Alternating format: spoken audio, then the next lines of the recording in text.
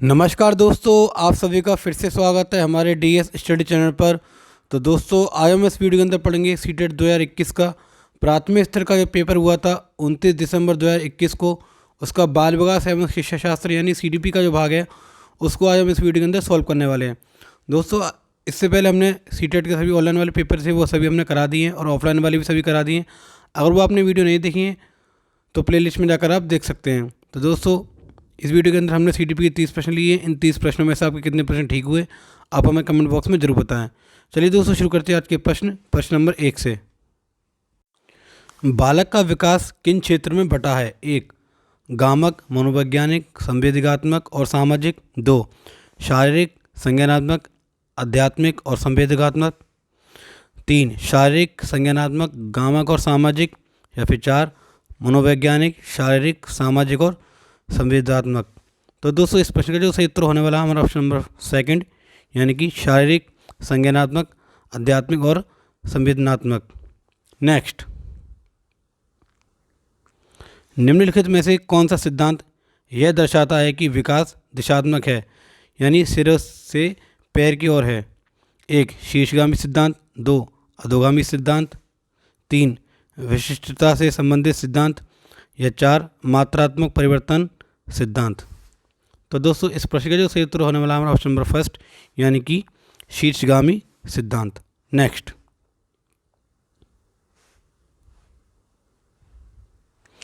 राघव जब शिशु था तब उसे माता पिता के स्नेह से वंचित रहना पड़ा। बाल्यावस्था के आगे के चरण में उसे बहुत संवेदनशील अध्यापक मिले, फिर भी उसे लोगों पर विश्वास करने में परेशानी होती है और वह जोखिम लेने का साहस नहीं दिखा पाता। राघव के विषय में विकास का कौन सा मुद्दा एकदम स्पष्ट रूप से वर्णित होता है? 1 निरंतरता यानी अनिरंतरता का मुद्दा। 2 आरंभिक यानी बाद के अनुभवों का मुद्दा। 3 प्रकृति यानी पालन पोषण का मुद्दा। या फिर 4 एकरूपता यानी व्यक्तिगता का मुद्दा। तो दोस्तों, इस प्रश्न का जो सही उत्तर होगा हमारा ऑप्शन नंबर 2 यानी कि आरंभिक यानी बाद के अनुभवों का मुद्दा। नेक्स्ट, वह खेल जो बच्चों को दूसरे के विचारों, विश्वासों और भावनाओं को समझने में सहायक होता है क्या कहलाता है? 1 कल्पनाशीलता वाला खेल। 2 समांतर खेल। 3 एकांकी खेल। या फिर 4 स्वतंत्र एकाकी खेल। तो दोस्तों, इस प्रश्न का जो सही उत्तर होगा हमारा ऑप्शन नंबर 1 यानी कि कल्पनाशीलता वाला खेल। नेक्स्ट, लॉरेंस कॉल्बर्ग के सिद्धांत में नैतिक तर्कणा के किस चरण पर छात्र मान लेते हैं कि प्रत्येक व्यक्ति के लिए नियम एक समान प्रकार से लागू किए जाने चाहिए और प्रत्येक व्यक्ति की निजी कर्तव्य है कि वे उनका पालन करें? तो दोस्तों, इसका ऑप्शन दिए 1 अच्छा लड़का अच्छी लड़की अभिविन्यास। 2 दंड और आज्ञा पालन अभिविन्यास। 3 यंत्रीय प्रयोजन अभिविन्यास। या फिर 4 सामाजिक क्रम को बनाए रखने वाला अभिविन्यास। तो दोस्तों, इस प्रश्न का जो सही उत्तर होगा हमारा ऑप्शन नंबर 4 यानी कि सामाजिक क्रम को बनाए रखने वाला अभिविन्यास। नेक्स्ट,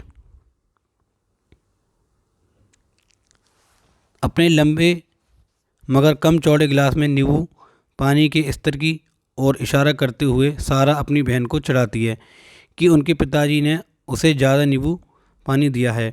उसकी बहन किसी भी तरह की प्रतिक्रिया नहीं देती क्योंकि उसने अपने पिता को उसके गिलास से सारा के गिलास से नींबू डालते हुए देखा है और वह जानती है कि दोनों गिलासों में नींबू पानी की मात्रा एक समान है। इस संदर्भ में सारा क्या प्रदर्शित करती है? 1 केंद्रीकरण।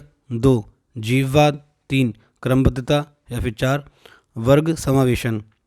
तो दोस्तों, इस प्रश्न का जो सही उत्तर होगा हमारा ऑप्शन नंबर 1 यानी कि केंद्रीकरण। नेक्स्ट, पियाजे के अनुसार विकास के किस काल में बालक वस्तुओं के लिए प्रतीकों का इस्तेमाल करने लगते हैं और तार्किक मानसिक समझ उभरने लगती है? 1 पूर्व संक्रियात्मक काल। 2 मूर्त संक्रियात्मक काल। 3 उत्तर संक्रियात्मक काल। या फिर 4 औपचारिक संक्रियात्मक काल। तो दोस्तों, इस प्रश्न का जो सही उत्तर होगा हमारा ऑप्शन नंबर 1 यानी कि पूर्व संक्रियात्मक काल। नेक्स्ट, अमन एक पहेली के टुकड़ों को ठीक से लगाने की कोशिश कर रहा है लेकिन वह सही जगह पर सही हिस्सों को फिट करने के लिए संघर्ष करता है। कैसे, क्या, क्यों के रूप में उसकी माँ उसे संकेत प्रदान करती है। लेव वाइगोस्की के सिद्धांत सीखने के सिद्धांत के अनुसार सीखने की यह प्रक्रिया क्या करेगी। एक, बच्चे को अप्रेरित करेगी। दो, उसे आक्रामक बना देगी। तीन, अधिगम के लिए पाठ का काम करेगी। या फिर चार, सीखने में मदद नहीं करेगी। तो दोस्तों इस प्रकार का प्रश्न का उत्तर होगा हमारा ऑप्शन नंबर थर्ड, यानी कि अधिगम के लिए पाठ का काम करेगी। नेक्स्ट, वाइगोस्की के सिद्धांत के अनुसार सहायक खोज किसमें सहायक है। एक, संज्ञानात्मक द्वंद्व। दो, सहपाठी सहयोग। तीन, उत्प्रेरक प्रतिक्रिया सहचर्य। या फिर चार, पुनर्बलन। तो दोस्तों इस प्रश्न का जो सही उत्तर होगा ऑप्शन नंबर सेकंड, यानी कि सहपाठी सहयोग। नेक्स्ट, हार्वर्ड गार्डनर के बहुआयामी बुद्धि के सिद्धांत के अनुसार निम्नलिखित में से किसका प्रयोग दृष्टिगत जगत को सही तरह से अनुभव करने की योग्यता और अपने आरंभिक अनुभवों में परिवर्तन लाने की योग्यता के लिए किया गया है। एक, शारीरिक गतिबोधक बुद्धि। दो, स्थानिक बुद्धि। तीन, तार्किक गणितीय या गणन बुद्धि। या फिर चार, अंतः वैयक्तिक बुद्धि। तो दोस्तों इस प्रश्न का जो सही उत्तर होगा ऑप्शन नंबर सेकंड, यानी कि स्थानिक बुद्धि। नेक्स्ट, हेतल घर में गुजराती बोलती है और इस भाषा को पढ़ने और लिखने में उसका प्रवाह है। उसके विद्यालय में निर्देश का माध्यम हिंदी है। वह यह भाषा नहीं जानती। राष्ट्रीय शिक्षा नीति 2020 के अनुसार इस स्थिति में विद्यालय को क्या करना चाहिए। एक, हेतल को विद्यालय में सिर्फ हिंदी बोलने के लिए कहना चाहिए। दो, बहुभाषावाद की संस्कृति सृजित करने के लिए सभी बच्चों को एक दूसरे की मातृभाषा का सम्मान करना चाहिए। तीन, अध्यापकों को हेतल से कहना चाहिए कि उसने जो कुछ भी घर में सीखा है उसे भूल जाए। या फिर चार, हेतल को उस अनुभाग में भेज देना चाहिए जिसमें निर्देश का माध्यम अंग्रेजी है। तो दोस्तों इस प्रश्न का जो सही उत्तर होगा ऑप्शन नंबर सेकंड, यानी कि बहुभाषावाद की संस्कृति सृजित करने के लिए सभी बच्चों को एक दूसरे की मातृभाषा का सम्मान करने के लिए कहना चाहिए। Next, gender. तो दोस्तों जेंडर क्या हमारा, एक, जन्म के समय निर्धारित होता है। दो, आनुवंशिक विशिष्टताओं द्वारा पूर्व निर्धारित होता है। तीन, सामाजिक संरचना द्वारा आरोपित होता है। या फिर चार, एक आंतरिक गुण है। तो दोस्तों इस प्रश्न का जो सही उत्तर होगा ऑप्शन हमारा थर्ड, यानी कि जेंडर हमारा एक सामाजिक संरचना द्वारा आरोपित होता है। नेक्स्ट, तो दोस्तों इसमें हमारा एक कथन दिया हुआ है, यानी कि दावा दिया है हमारा। ए, अध्यापक के द्वारा आकलन और मूल्यांकन के विविध तरीकों का इस्तेमाल किया जाना चाहिए। इसका तर्क दिया है, मूल्यांकन का उद्देश्य अच्छा निष्पादन करने वाले विद्यार्थियों को शेष कक्षा से पृथक करना है। सही विकल्प चुनें। तो दोस्तों हमारे ये विकल्प दिए हैं। और फर्स्ट दिया है हमारा ए और आर दोनों सही हैं और आर सही व्याख्या करता है ए की। दो, ए और आर दोनों सही हैं लेकिन आर सही व्याख्या नहीं है ए की। थर्ड दिया दोस्तों ए सही है लेकिन आर गलत है। या फिर चार, ए और आर दोनों गलत हैं। तो दोस्तों इस प्रश्न जो सही उत्तर होगा हमारा ऑप्शन नंबर थर्ड, यानी कि ए सही और आर गलत है। नेक्स्ट, निम्नलिखित में से क्या प्रगतिशील कक्षा की विशेषता नहीं है। एक, बच्चों की सक्रिय रूप से सहभागिता। दो, लचीला समूह गठन। तीन, गतिशील अध्यापक। या फिर चार, दंड और पुरस्कार का प्रयोग। तो दोस्तों इस प्रश्न जो सही उत्तर होगा हमारा ऑप्शन नंबर फोर्थ, यानी कि दंड और पुरस्कार का प्रयोग। नेक्स्ट, राशि ने बच्चों की अवधारणाओं के प्रति समझ का आकलन करने के लिए एक नई विधि का प्रयोग किया। उसने बच्चों से कहा कि वे एक उत्तर के लिए जितना संभव हो अधिक से अधिक प्रश्न बनाएं। शिक्षण अधिगम का यह उपागम क्या कहलाता है। एक, बाल केंद्रित है। दो, पाठ्य पुस्तक केंद्रित है। तीन, उपदेशात्मक है। या फिर चार, कंठस्थीकरण पर केंद्रित है। तो दोस्तों इस प्रश्न का जो सही उत्तर होगा हमारा ऑप्शन नंबर फर्स्ट, यानी कि बाल केंद्रित है। नेक्स्ट, एक समावेशी कक्षा में सहयोगात्मक प्रणाली और सहयोजक अधिगम को या फिर क्या डैश। एक, अत्यधिक हतोत्साहित करना चाहिए। दो, सक्रियता से प्रोत्साहन करना चाहिए। तीन, रूढ़िबद्ध धारणाओं का निर्माण करती है। या फिर चार, अधिगम प्रतिफलों को सभी के लिए कम करती है। तो दोस्तों इस प्रश्न का जो सही उत्तर होगा ऑप्शन नंबर सेकंड, यानी कि सक्रियता से प्रोत्साहित करना चाहिए। नेक्स्ट, अध्यापक को अपनी कक्षा में सुविधा वंचित वर्ग से आने वाले बच्चों के लिए क्या करना चाहिए? एक, विद्यालय से बाहर अतिरिक्त मदद लेने के लिए कहना चाहिए। दो, विद्यार्थी के लिए विशेष अनुभाग बनाने चाहिए। तीन, योग्यता आधारित समूह बनाने चाहिए। या फिर चार, सहयोगात्मक समूह बनाने चाहिए जो अधिगम के संवर्धन के लिए समूह विविधता का इस्तेमाल कर सके। तो दोस्तों इस प्रश्न का जो सही उत्तर होगा ऑप्शन नंबर 4, यानी कि सहयोगात्मक समूह बनाने चाहिए जो कि अधिगम के संवर्धन के लिए समूह विविधता का इस्तेमाल कर सके। नेक्स्ट, एक विद्यार्थी जिसे ADHD यानी अवधान न्यूनता अतिक्रियाशीलता विकार है को समावेशित करने के लिए कौन सी कक्षा प्रभावशाली है? एक, उच्च संरचना कक्षा जहां मुख्यतः शिक्षण मौखिक अनुदेशन से होता है। दो, कक्षा जहां लचीली समय सारणी और बैठने की व्यवस्था है और विद्यार्थी अपनी रुचि अनुसार स्वयं कार्य करते हैं। तीन, कक्षा जहां विद्यार्थी पूरे समय निर्धारित सीट पर बैठते हैं। तीन, कक्षा जहां अध्यापक उच्च चिंतन स्तरीय कार्य जटिल अनुदेशन द्वारा देता है। तो दोस्तों इस प्रश्न का जो सही उत्तर होगा ऑप्शन नंबर सेकंड, यानी कि कक्षा जहां लचीली समय सारणी और बैठने की व्यवस्था है और विद्यार्थी अपनी रुचि के अनुसार स्वयं कार्य करते हैं। नेक्स्ट,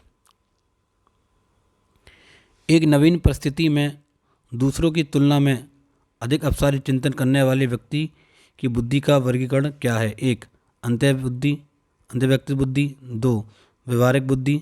तीन, सृजनात्मक बुद्धि। या फिर चार, प्रकृतिवादी बुद्धि। तो दोस्तों इस प्रश्न का सही उत्तर होगा ऑप्शन नंबर थर्ड, यानी कि सृजनात्मक बुद्धि। नेक्स्ट, वह छात्र जिसे पठन वैकल्य है उन्हें मुख्यतः किस में दिक्कत आती है? एक, पढ़ने व लिखने में। दो, गतिशीलता में। तीन, चित्र बनाने में। या फिर चार, सुनने में। तो दोस्तों इसका उत्तर होगा ऑप्शन नंबर हमारा फर्स्ट, यानी कि पढ़ने व लिखने में। नेक्स्ट, बच्चों के बारे में निम्नलिखित कथनों में से कौन सा सही है? एक, दोस्तों चार कथन दिए हैं। पहला कथन दिया है बच्चे वैज्ञानिक शोधकर्ता बनने के लिए पैदा होते हैं।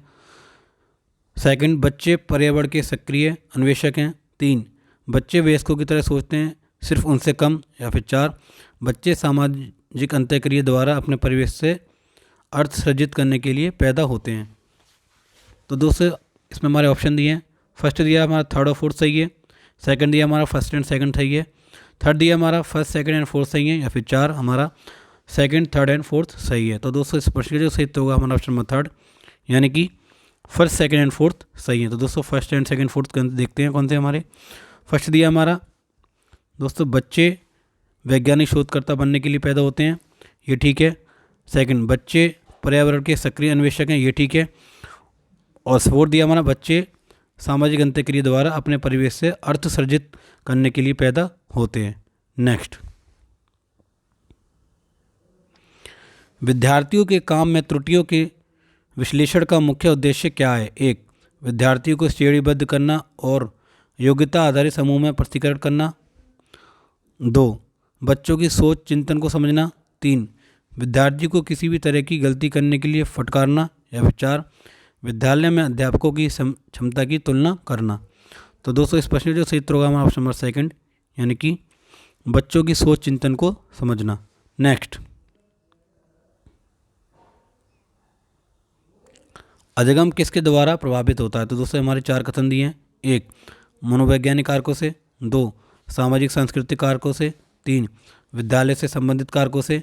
या फिर चार, अध्यापक से संबंधित कारकों से। तो दोस्तों हमारा पहला ऑप्शन दिया हमारा फर्स्ट ठीक है। सेकंड दिया दोस्तों हमारा फर्स्ट एंड सेकंड दोनों ठीक है। थर्ड दिया हमारा फर्स्ट सेकंड एंड थर्ड दोनों ठीक है। या फिर फोर्थ हमारा first second third and fourth ये सभी ठीक है। तो दोस्तों इस प्रश्न का जो सही उत्तर होगा हमारा ऑप्शन नंबर 4, यानी कि first second third and fourth, यानी कि ये सभी हमारे ठीक है। तो दोस्तों देखते हैं अधिगम हमारा मनोवैज्ञानिक कारकों से, सामाजिक सांस्कृतिक कारकों से, विद्यालय से संबंधित कारकों से, या फिर और हमारा अध्यापक से संबंधित कारकों से, सभी से हमारा प्रभावित होता है अधिगम। नेक्स्ट, कक्षा में विद्यार्थियों को त्यौहार को मनाने के लिए अपने अनुभवों को साझा करने के अवसर देना और उसके आधार पर सूचना निर्मित करने को बढ़ावा देना किसका उदाहरण है? 1. व्यवहारवाद, 2. प्रत्यक्ष निर्देशन, 3. सामाजिक रचनावाद या फिर 4. पाठ्यपुस्तक आधारित अध्यापन। तो दोस्तों इस प्रश्न का जो सही उत्तर होगा ऑप्शन में हमारा थर्ड यानी कि सामाजिक संरचनावाद। नेक्स्ट, राष्ट्रीय शिक्षा नीति 2020 सुझाती है कि कक्षा अधिगम को पाठ्यपुस्तक को तक सीमित रखने के बजाय अधिगम और शिक्षा डैश 1. तथ्य और ज्ञान के कंठस्थीकरण पर आधारित होने चाहिए। 2.